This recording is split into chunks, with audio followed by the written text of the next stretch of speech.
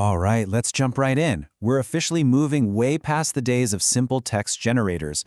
We are stepping into this literally mind-bending era where artificial intelligence can actually reason, remember, and act entirely on your behalf. So settle in, because in this explainer, we're going to bridge the gap between a massive, fundamental shift in internet history and the actual, practical code of Agentic AI. There will be no browser, no search in 1 to 2 years. Let that sink in for a second. That is a completely massive, highly provocative claim coming directly from Microsoft's AI CEO, Mustafa Suleyman. I mean, just think about it. A world without web browsers? It sounds crazy, right? How would you even check prices? Or how do companies show off those beautiful interactive website designs they spend millions on? Here's our roadmap for today. We'll start with the potential end of web browsers, look at how AI agents communicate, and then jump into an intro to the Google Gemini API. After that, we'll unlock images, chat, and memory, and wrap it all up by controlling output with temperature. So, part 1, the end of web browsers? Let's really think about this paradigm shift. If we aren't constantly clicking through a maze of links on a screen, what exactly are we doing? Well, instead of you endlessly clicking through static, flat pages, a personalized Omni agent is basically going to navigate the web view. Imagine you want to buy a new laptop. In the old static model, what do? You search, you open like 10 different tabs, you compare prices, you skim through a dozen reviews. It's a hassle. But in this new model, you simply tell your personal AI agent what you're looking for. That's it. Your agent goes out, actually talks to the commercial agents of various stores, negotiates, and brings you back the top 3 options perfectly tailored to your exact needs. The entire interface you see is completely generated on the fly just for you. Moving on to part 2, how AI agents communicate. Because before these agents can go out and negotiate on our behalf, we kind of need to understand how we actually speak to them in the first place, right? At its core, absolutely every interaction boils down to just 2 things, a prompt and a completion. It's like a really advanced game of fill in the blank. You hand the model a prompt, which is your exact question or instruction. Then the AI dives into its massive, sprawling treasury of pre-trained data, grasps the context, and calculates the absolute best way to finish your thought. And that final generated response, that's your completion. Which brings up a fascinating question. If browsers totally disappear, how do your personal agent and a commercial business actually exchange data? I mean, they certainly aren't sitting there looking at glowing screens the way we do. This is where APIs come in. Think of APIs as the secret language of machines. They are these direct bridges, seamlessly transferring data behind the scenes. Just like how an e-commerce site talks to your email account to send a receipt. But here is the real game changer. In the world of agentic AI, these APIs become conversational. Instead of relying entirely on rigid, strict code structures, your agent will literally have a natural language conversation with the store's API to hunt down the absolute best deal for you. So your role becomes incredibly simple. You just handle the personal interaction side of things. You say, hey, find me a laptop in plain, everyday English. Meanwhile, your AI is the one handling all those complex, commercial machine-to-machine API negotiations completely seamlessly in the background. It takes the heavy lifting totally off your plate. Okay, part 3, intro to the Google Gemini API. Let's shift gears from theory into active developer mode. We're going to see exactly how you can start building these systems yourself today using the Gemini 1.5 Flash model.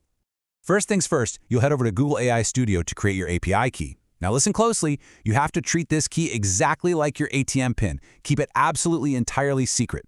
When you're in your Google Colab environment, lock this key securely in your Secrets tab.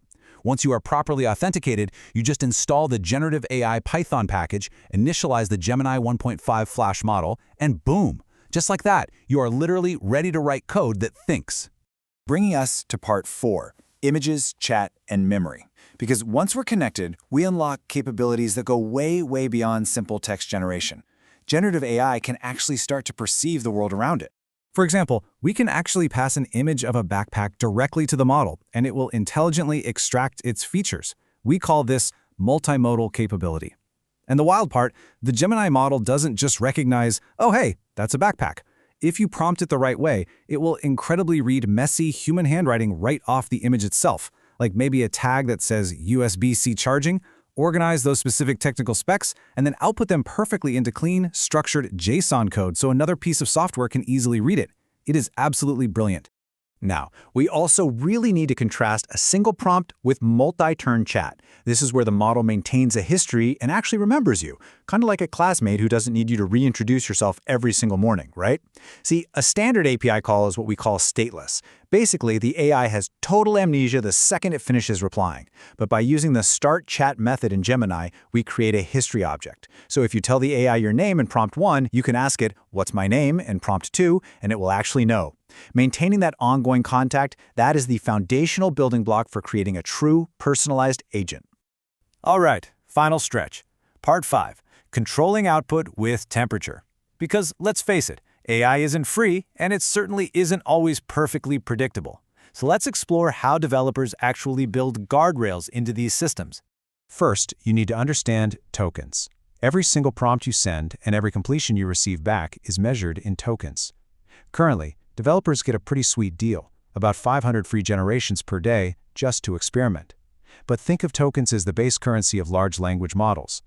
When you type in a sentence, the AI breaks those words down into smaller pieces or numerical tokens.